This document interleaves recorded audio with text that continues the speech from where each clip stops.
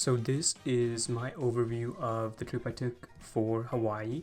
We started off by going around the local shopping area. We were very close to all the shops in the main street, so we decided to take a walk and see what the nightlife was all about. We passed by a bunch of different resorts, different shops, and overall there was a bunch of foot traffic. And so we tried to find a resort where not only were there people, but it also had private access to the beach. Eventually we found one, and surprisingly we were able to walk right through it. There wasn't any checking or any room ID required, so we were, I guess, on a private beach. I'm not really too sure. It was dark, so you couldn't really see much or do much, but on the way out we did catch a nice little unofficial luau show where a person was just dancing, and it was our first exposure on day one. Apart from that, the nightlife was very cool. There was a lot of little fireworks, not fireworks, but little pieces of fire everywhere, which just added to the ambiance. And again, as someone that enjoys people watching, this was perfect. Finally, we were able to sit down, find a spot within a mall for some quick bites. We didn't try anything authentic, but we did find a nice international market that had a bunch of little food spots that we could try, as well as places where we could shop around for things. And inside of it they had this really cool tree, which I am willing to bet is a real tree. And again, people are walking around everywhere, and overall it was a good experience, especially for day one when we had just landed. On day two, we went ahead to this place called Diamond Crater, I believe. We woke up very early in the morning to go check out a potential sunrise. It was tough to find parking, but we eventually did outside of the park. We did need tickets, which we did not know. So we started our hike, and eventually we did find other people, because in the beginning it looked like it was just us. And overall the hike was a pretty nice experience. You always think you're at the top, but then there's more to climb. And again, seeing all the people climbing just made us more energized. Eventually we reached the top, and the view was breathtaking. Unfortunately, we did miss the sunrise, but that is fine because we still get to see that morning glow. And overall, the sun looked beautiful as it was shining on to the body of water. There was a nice lookout spot, and a bunch of people were there taking photos, and overall a good experience. There was a little bit of a walking that we had to do inside of a tunnel, which was a cool experience. After all, this is a crater, and you're standing at the edge of the crater / hiking above it. Now the sunset spot was divided into two parts. There was the initial spot where we went, and then the secondary spot where you could hike even more and actually see the entire other side of the city. So it was kind of a 360 view, and of course there were a bunch of people there. But let me tell you, with that sun in your face, it was again breathtaking. Overall a beautiful experience, and one that was very unique when coming down, because you truly get to see how high you were, how much you hiked, and as you're coming down you can truly see the shape of the crater that was surrounding you and how much of a hike you really did. The walk towards the bottom was beautiful. You passed through open fields and again through a bunch of people, and overall a very beautiful scenic experience, a must recommend for sure. From there we drove back to our hotel, and we got ready to go explore the local beaches, which we did on day one, but this time we're gonna do it during the daytime. So we went back to the hotel, got our stuff, and then we walked over to a public beach, which again had a bunch of hotels next to it, but it was open to everyone. And again, we passed through a bunch of little areas that were very cute to take photos with and relax in. And eventually we walked up to the water where there were people already there having fun. This was around 10-11, so the crowds were already there, and overall it was a good time. The sand was super clean, the water was super clean, and overall there was no trash anywhere, not that we could see. It was a very well kept beach, and people were spaced out, so you never felt like you were right next to one another or you had to fight for space. And overall, what I didn't realize was the fact that the palm trees looked so pretty, straight out of a video game almost. You kind of forget what a beach could look like in Hawaii, There are a bunch of beaches in Florida, but this one just had a different vibe, especially with the fact that you had the beach, you had the palm trees, and right behind it you had the mountains. So after we spent some time at the beach, we decided to take up the car and drive on the outer edge of the island to discover any fun spots we could find, as well as drive to our next beach. So the drive itself again is beautiful. As you're passing or as you're driving by the edge of the shore, you see the pretty water, and the best of all is you can see the different shades of water that change depending on where the sun is hitting it, where you're standing, stuff like that. It was very nice. The waves were, I wouldn't say too rough, but they were definitely there, and you could hear the waves crashing against the shore. And then we come up to this really beautiful spot where the water just looked serene. I mean, there were people going in there, and unfortunately we did not plan to go over there, but it was definitely a very beautiful spot. So we continued driving, and as you can see, we did pass by unhoused people, and so that is definitely a thing in Hawaii. But we finally made it to our beach for the afternoon, and again it was crowded, but not too crowded. Not as good as the first one, because the first one was attached with a bunch of hotels, but this one was a separate thing of its own, just a beach. Now from there we stopped by the mountainside to admire the view, especially because the clouds had come in so low and were just hitting the edge of the mountains that it looked very nice. Definitely a departure from the beaches that we were exploring earlier. So on the third day we decided to visit a place called Kuala Ranch, where we did a bunch of tours. In the morning we started off with a boat tour that showed off the whole ranch as well as the mountains that were in it from afar.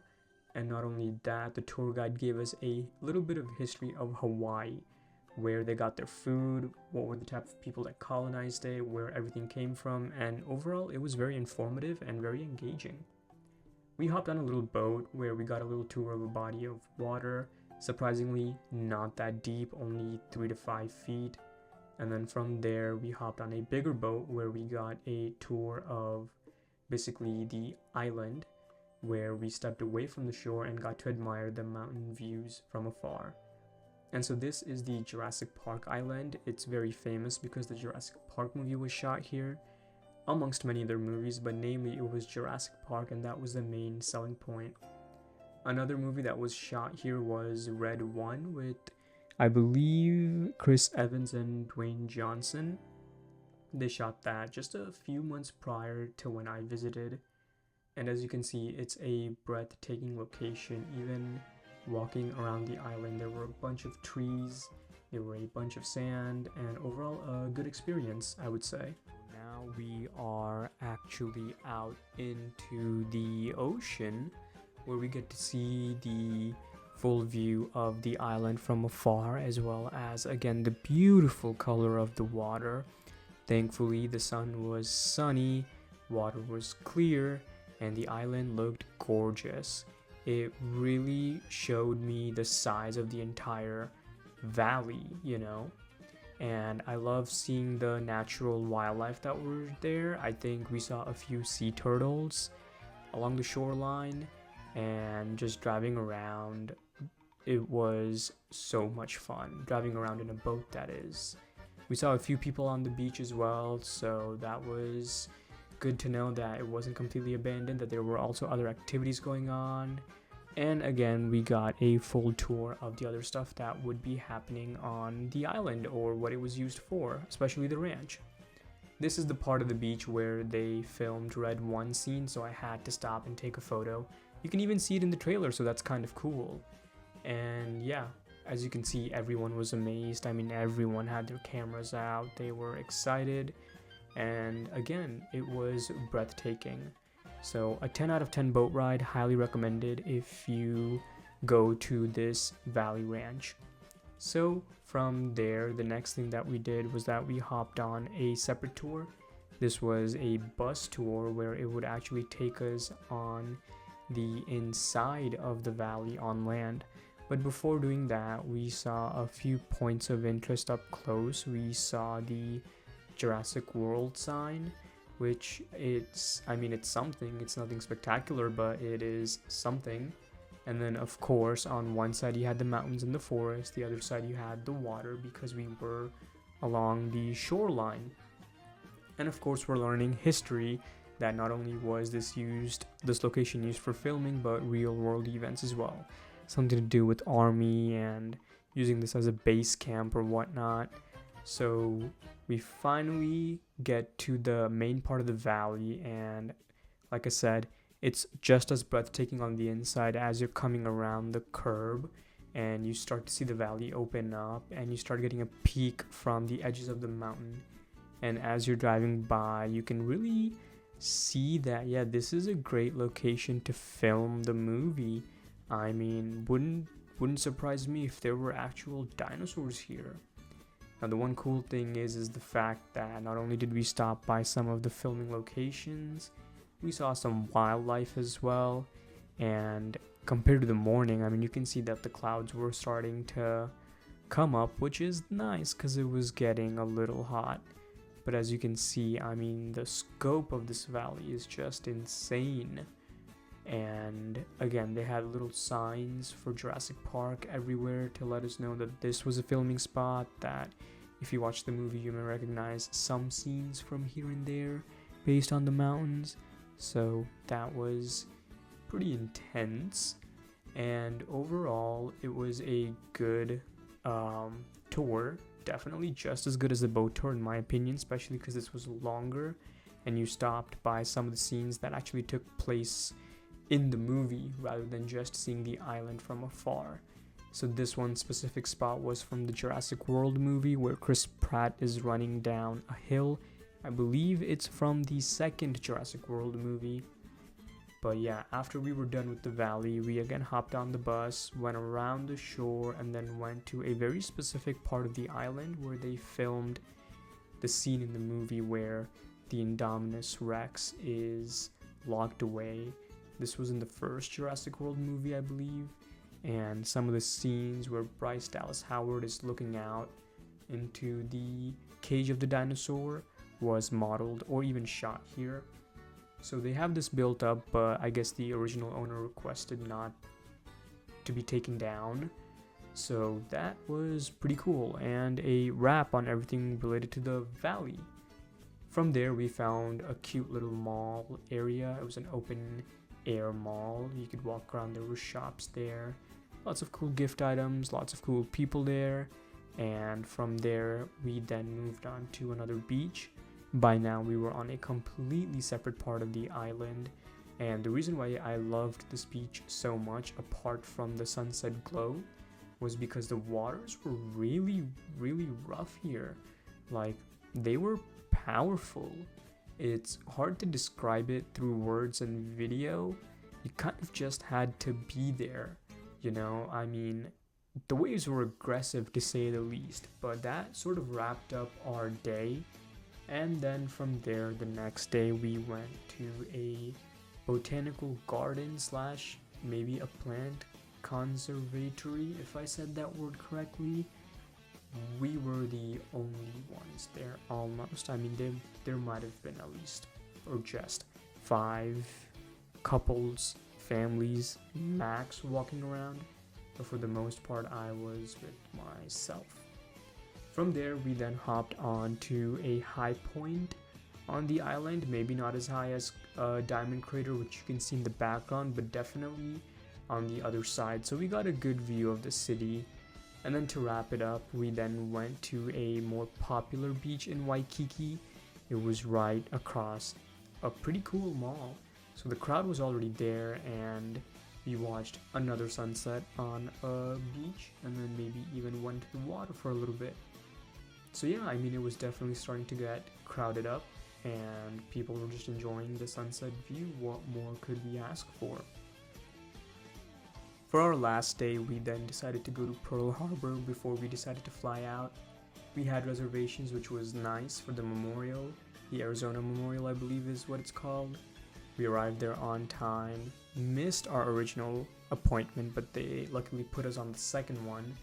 And I believe this was Thanksgiving Day itself, so kind of makes sense why there was a big crowd.